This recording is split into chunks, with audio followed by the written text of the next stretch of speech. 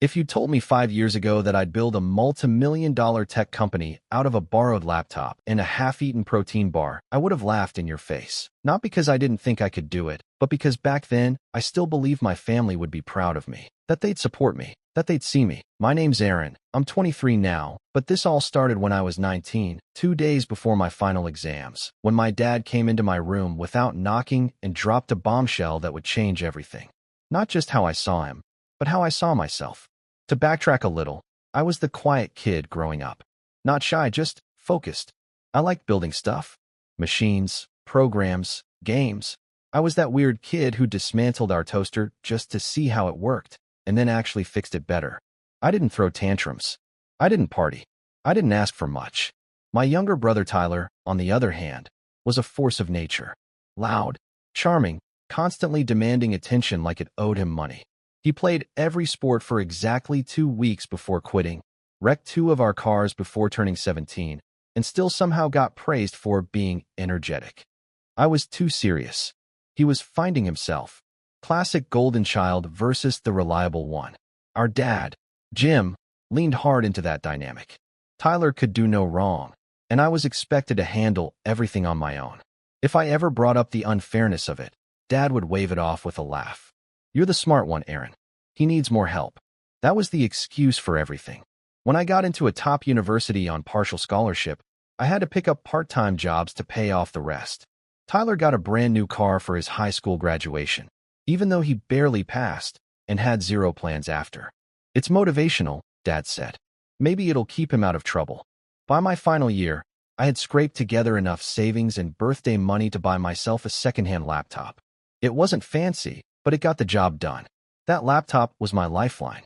Every project, every assignment, every prototype I built for my senior portfolio lived on it. I kept it spotless, updated, always charged. It wasn't just a tool. It was proof I could make something for myself, without needing anyone's handouts. Then came that afternoon, 2 days before my final exams.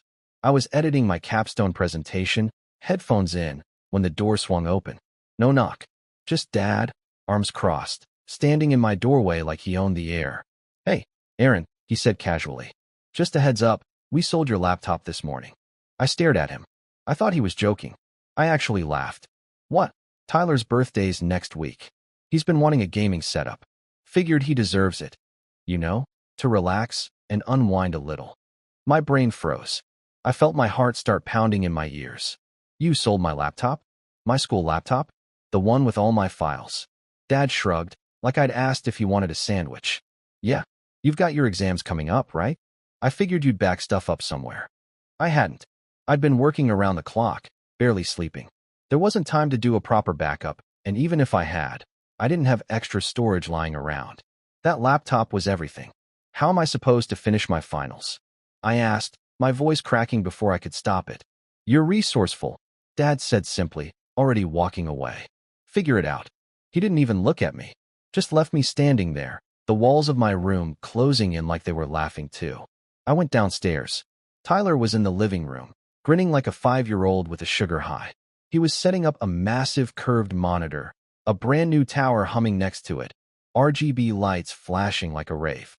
My laptop, my scratched-up, sticker-covered, dependable laptop, was nowhere in sight.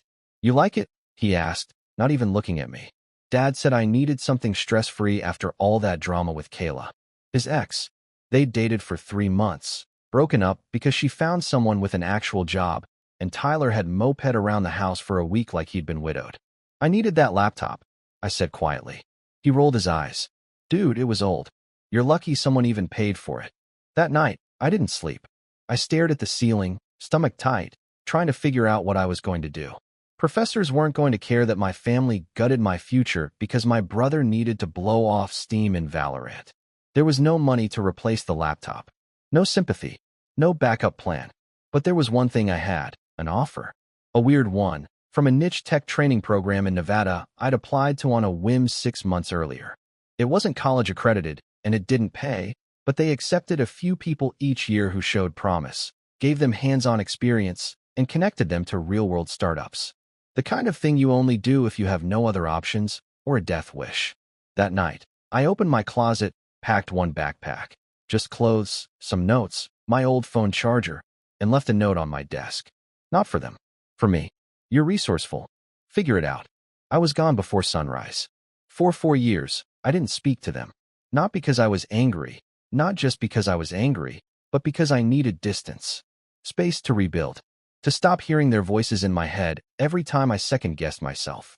To remember what it felt like to make a decision that didn't end with me being the backup plan. They didn't call.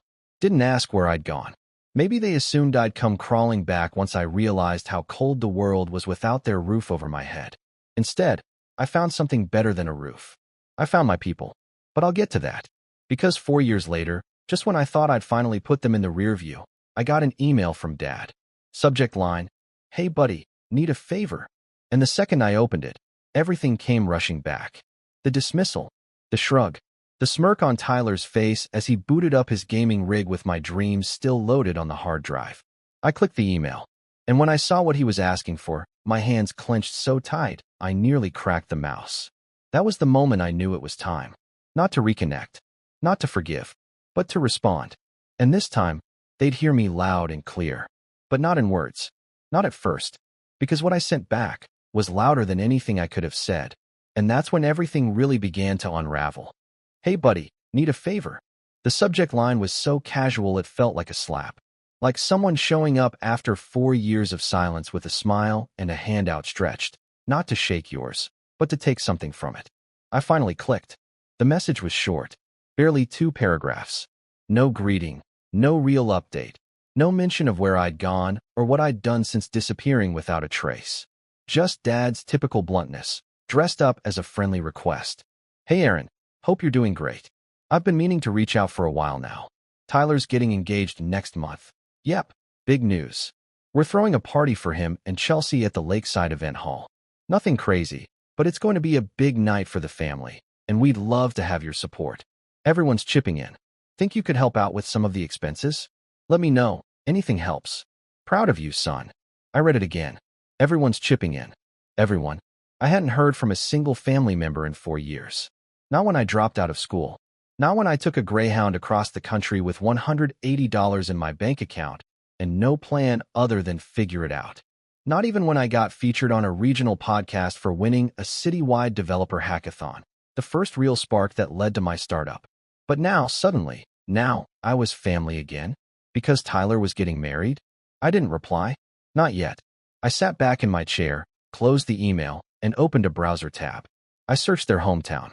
Searched the event hall. Looked up the date. Scanned through Facebook posts like a detective assembling a case. Tyler's profile was private, but Chelsea's wasn't. She had posted a countdown photo. Only 38 days until I marry my best friend, followed by a picture of them holding hands in front of a Tesla. His Tesla, of course. Scrolling down, I found it, dated nearly a year ago. Can't believe it. "Thank you, Dad, for helping us start our future with this beauty. Road trips coming soon." I zoomed in. Same driveway I used to shovel in the winter while Tyler rested his back. Same smug look on Dad's face as he handed over the keys. Same patterns. Same golden child treatment. And here he was again, standing center stage, expecting everyone to orbit around his son's big moment like obedient satellites. Me included. The part that got me wasn't the Tesla. It wasn't even the party. It was the assumption that I'd just forgotten. That time had erased everything. That I'd gone from a disposable background character to a willing ATM just because they needed a few extra bucks for shrimp cocktail and string lights.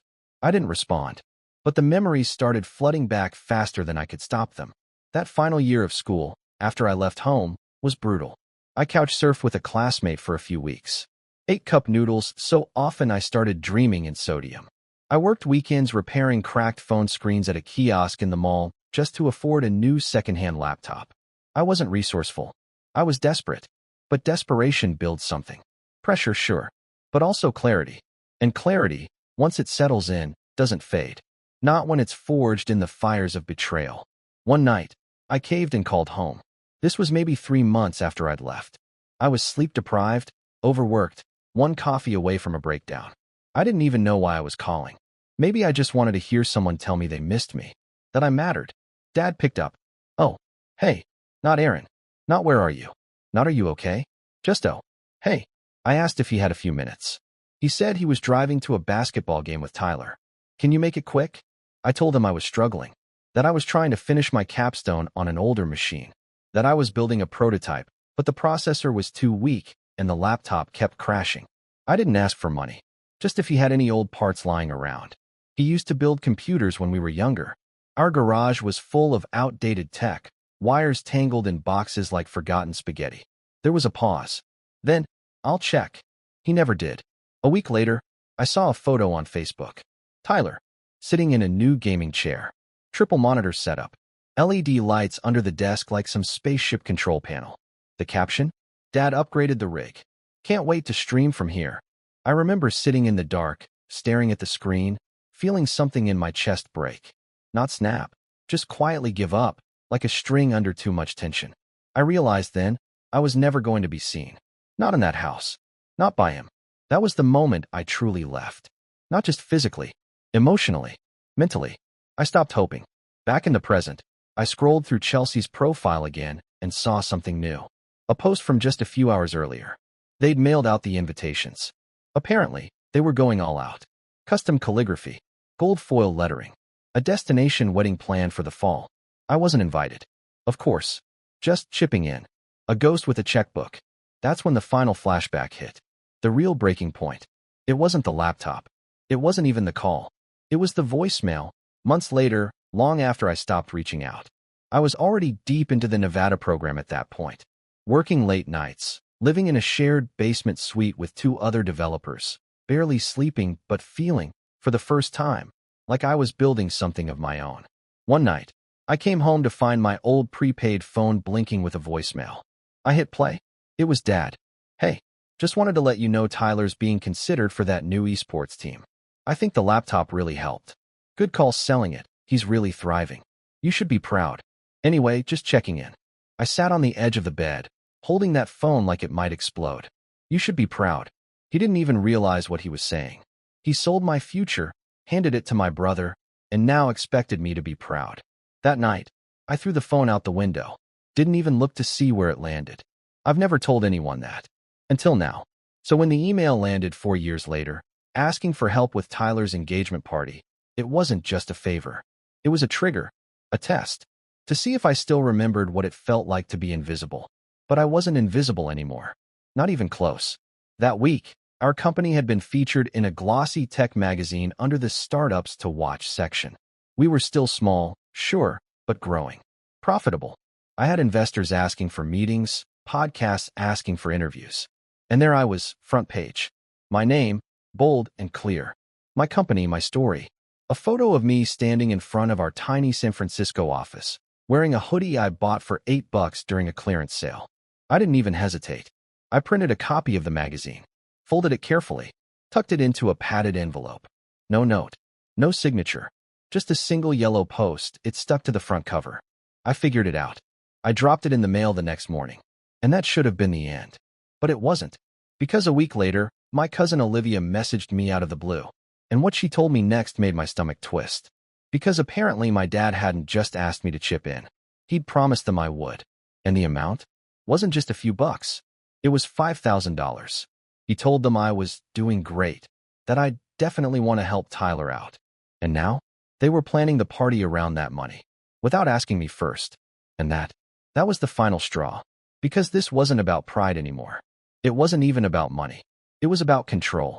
About Dad still believing, deep down, that I was just a background character in Tyler's spotlight. Someone to mine when it was convenient, then discard when the music stopped. But this time, I wasn't the one in the dark. When I left home that night with just a backpack and a bitter taste in my mouth, I didn't feel brave. I felt broken. Angry, sure, but more than that, alone. It wasn't a grand exit. I didn't slam the door or yell or declare some powerful speech.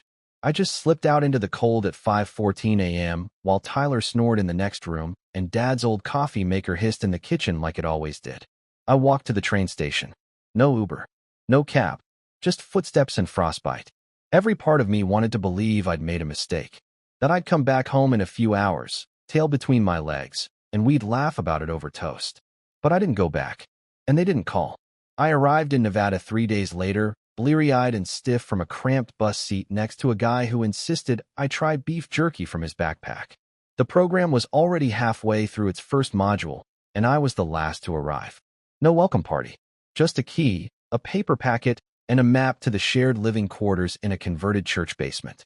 There were 9 of us total, all misfits in our own way. A girl named Renee who coded like she was composing music, humming while her fingers danced across the keyboard. A guy named Leo who barely talked, but could reverse engineer any device you gave him. A pair of twin brothers who communicated entirely in sarcastic hand gestures. And then me, Aaron, 19, emotionally exhausted, with a laptop so old the ARC key stuck every time I tried to type array. I didn't fit in at first. I was guarded, defensive, tense. I kept thinking someone would ask why I left home, why I was here, why I looked like I hadn't slept in weeks. But no one did. Not because they didn't care, but because they all got it. They were all running from something. One night, a few weeks in, I stayed late at the workbench after everyone else had gone to sleep. I was rebuilding a busted prototype that the lead engineer said was unfixable, partly because I needed the practice and partly because I was too wired with anxiety to sleep. Renee wandered in. "Don't tell me you're trying to save Frankendrone," she said, leaning against the doorframe with a cup of peppermint tea. "It's not dead," I muttered. "Just misunderstood." She smiled. "So are we. We talked for a while. Not about the past, just life. Code. Ideas. Possibilities." It was the first real conversation I'd had in weeks that didn't feel like walking on glass. Little by little, I started coming back to life. Our days were intense. Lectures, hands-on projects, weekly demos. We built everything from circuit boards to rudimentary AI systems. Every day, I was exhausted. But a good kind of exhausted. The kind that lets you sleep at night because you know you earned it. I started getting attention from the mentors. Not because I was flashy, because I was obsessed. While others stopped at good enough, I kept digging. I wasn't trying to impress anyone. I was trying to prove to myself that I could build something no one could take away. And eventually, I did. We were assigned a capstone project midway through the year. Most people picked safe ideas, educational apps, automation tools, sleek UI concepts. I pitched something different. A bare-bones but powerful predictive algorithm designed to optimize workflow efficiency across platforms. A tool for freelancers and small teams to reclaim time and reduce burnout, something I knew intimately by now. They told me it was ambitious. They also said I'd never finish it in time. But I didn't have a backup plan, so I went all in. Nights blurred into mornings. I slept under the desk sometimes, ate stale granola bars, and kept one hand on the keyboard while brushing my teeth. Renee called it full goblin mode, but I liked it. It made the noise in my head quiet down. I submitted the prototype at 3:57 a.m. the day it was due. 3 weeks later, we had our final presentation, a demo day attended by local investors, tech leaders, and former alumni. I wore the only button-up I owned. Still had a coffee stain on the cuff from the first week. I stood on stage, palms sweating, heart pounding. And I talked, not just about the product, but the problem. About how burnout kills creativity. About how too many of us are told to figure it out with no real tools or time. I spoke from experience. Not polished, not rehearsed, just honest. When I finished, there was a pause. Then someone clapped. Then more. And then the questions started flying. How did it work? Could it scale? Was it already in beta? Was I planning to license it? I was stunned. The same prototype they told me was too much was now being talked about like it might actually go somewhere. Afterward, a man in a navy blazer approached me. His name was Caleb. Ran a small but growing dev firm in San Jose. Said he liked the way I thought.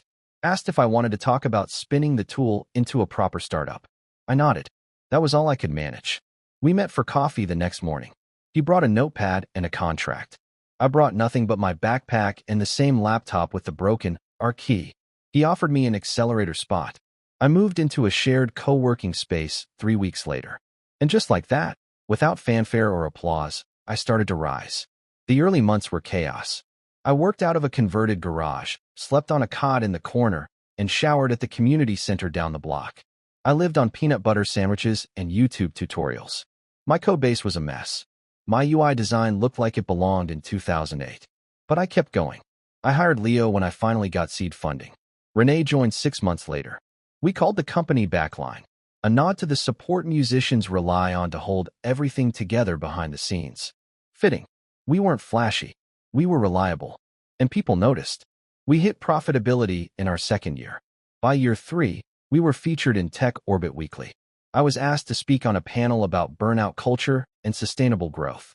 I wore the same button-up. Still had the coffee stain. Nobody noticed. Then came the magazine cover. That was a surreal day. I didn't even know we were getting the feature. Caleb called me at 7 a.m. yelling something about, "You made it, you stubborn little," and told me to check the newsstand. There it was. My face. Our logo. Startup of the Year. The quiet revolution of Backline. The article talked about how we were changing the way small teams operate, how our system reduced stress, increased output, and, most importantly, gave people their lives back. They called me a founder with heart. I laughed so hard I nearly dropped the magazine. Because the truth was, my heart had been broken years ago. And now, somehow, I'd built something from the wreckage. I sat on a bench outside the newsstand, magazine on my lap, people walking by without a second glance.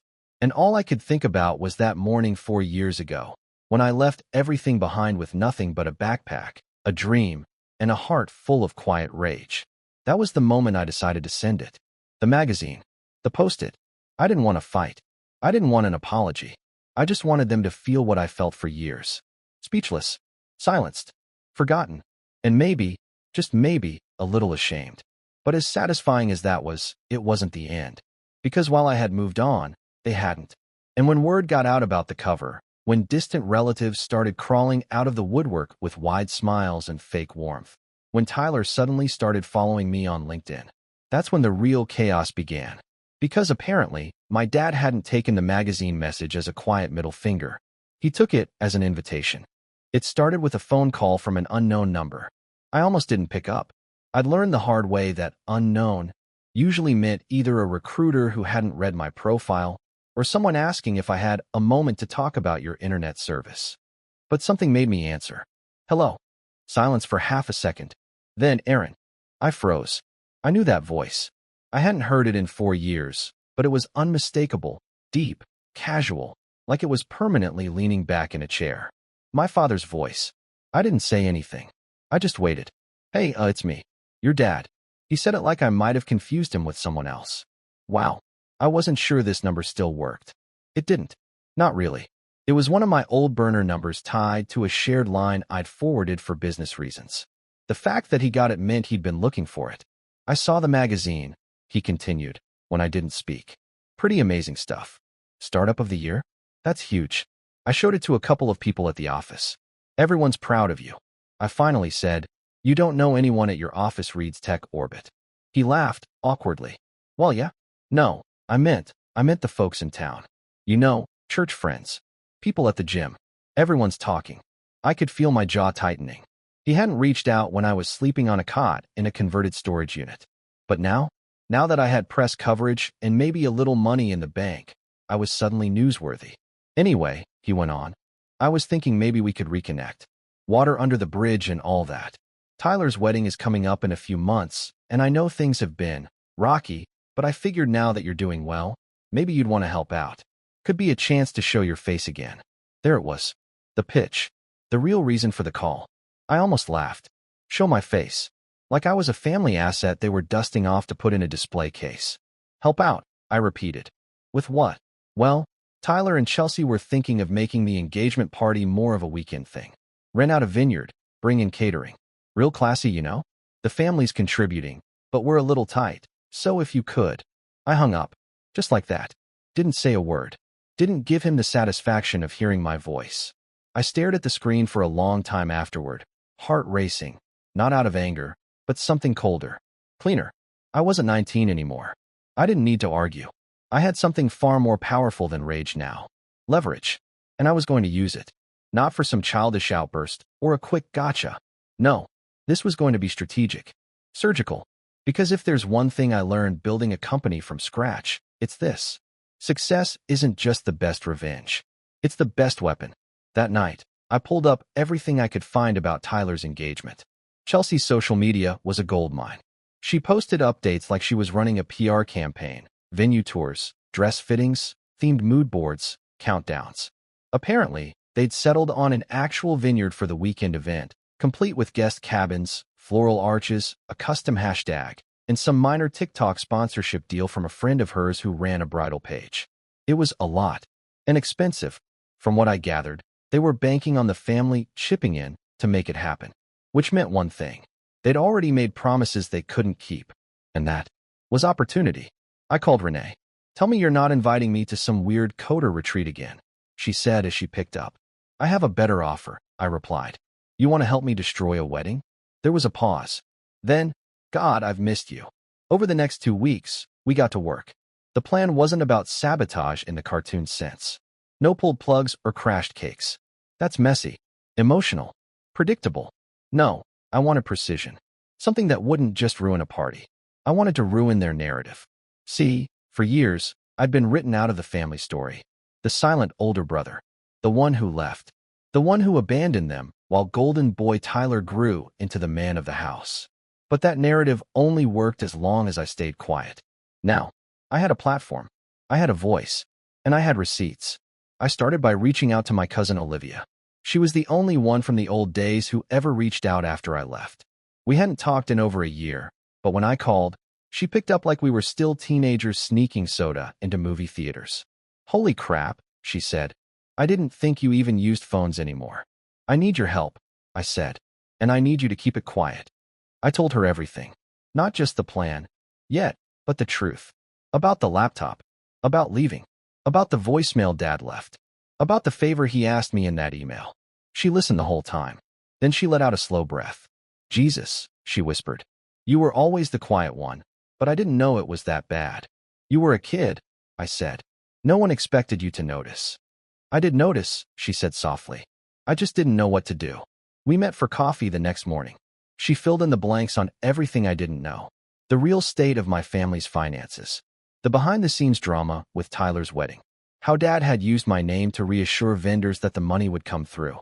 That, our successful son Aaron, was backing the whole thing. That's when it clicked. He hadn't just promised me as a contributor. He'd used me as collateral. That changed everything. Now, it wasn't just personal. It was fraud. Not legally, maybe, but morally? Game on. Renee and I started crafting a website, simple, elegant, and vaguely wedding-related. We called it Backline Moments, posing as a boutique consulting firm that specialized in event support systems. Basically, a fake sister brand of our real company, but with enough crossover to look legit. Then we reached out to the vineyard. As potential investors, Renee handled the call, pretending to be our lead event coordinator.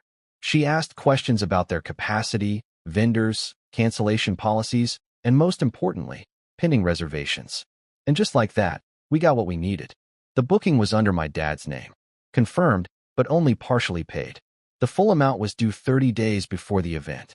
Which meant one thing. The clock was ticking. We didn't need to cancel the event. We just needed to wait.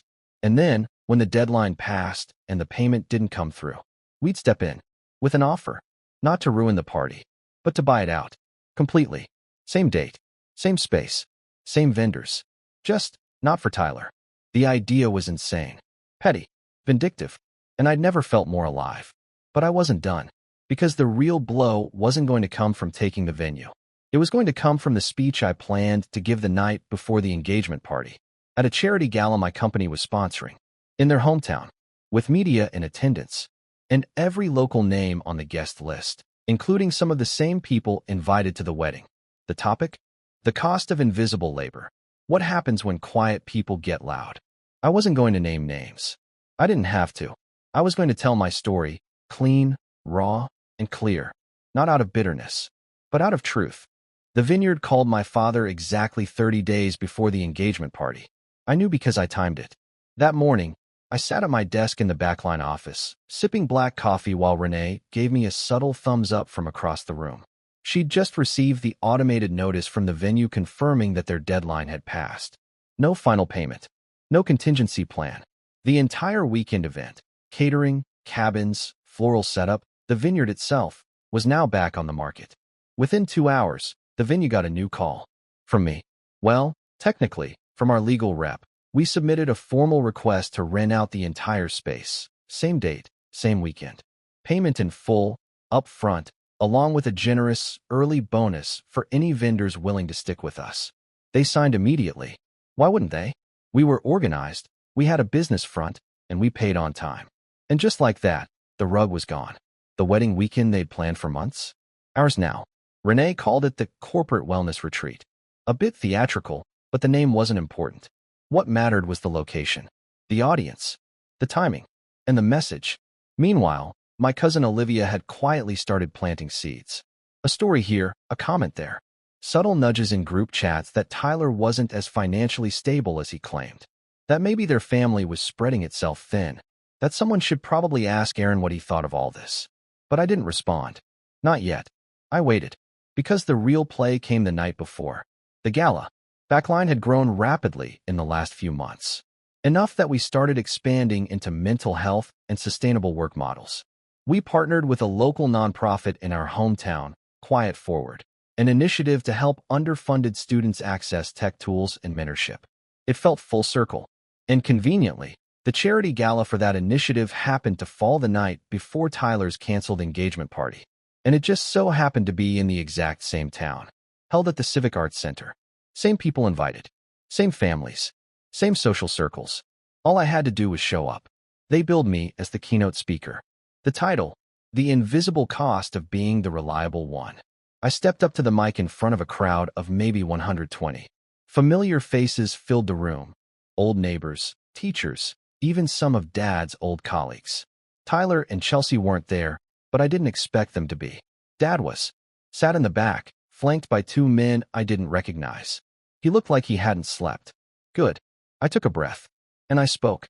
I told them about a teenager who taught himself how to code on library computers, who saved up for months to buy a laptop he needed for school, who came home one day to find it gone, sold, so his younger brother could have a gaming rig to unwind.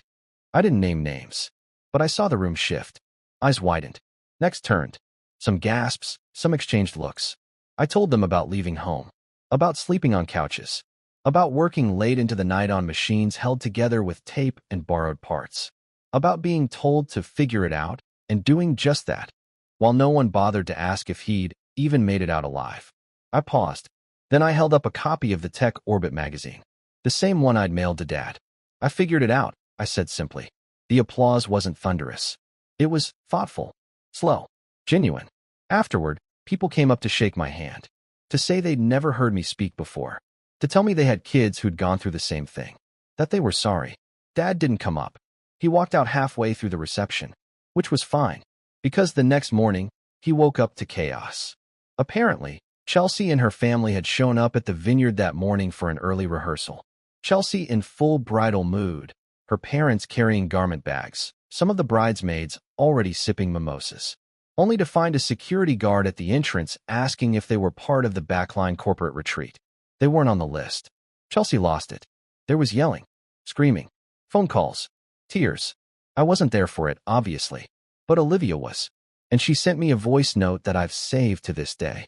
It was chaos in the background. Chelsea sobbing, her mother demanding to speak to the owner, Tyler trying to call my father, and my father yelling into his phone something about, "This isn't possible. I guaranteed it." But the best part? The voice note ends with Olivia whispering, "They just realized who owns the company. They just realized it's you." That night, I checked my inbox. There were 4 new emails from Dad. I opened the first one. "Aaron, we need to talk." The second, "You've embarrassed this family." The third, "You need to fix this. Now." The fourth, "Please." I didn't respond, but I did forward them all to Renee.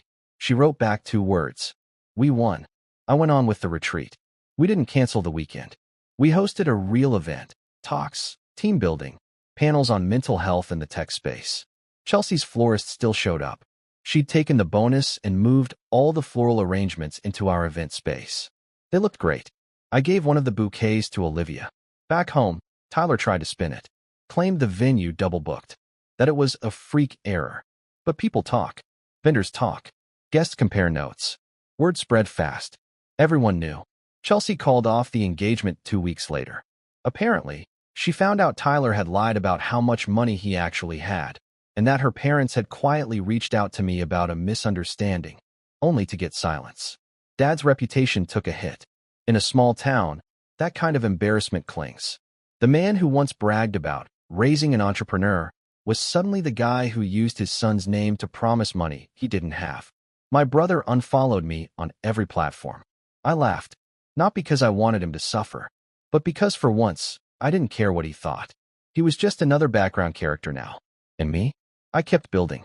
Backline expanded to 3 new cities. Our tools were adopted by several nonprofit orgs. I was invited to speak at conferences, not as Aaron, the guy with the tragic past, but as a founder, a builder, a leader. I even bought a house. Nothing fancy, just mine. I filled it with books, coffee, and light. No photos from home. No post-its on my laptop. Except one. It sits right on the monitor stand. Yellow. Faded. Scrawled in my handwriting. Figure it out. Because I did. And now? They finally know it too. They sold my future to buy him comfort. But I built something they could never afford and made sure they watched me live it.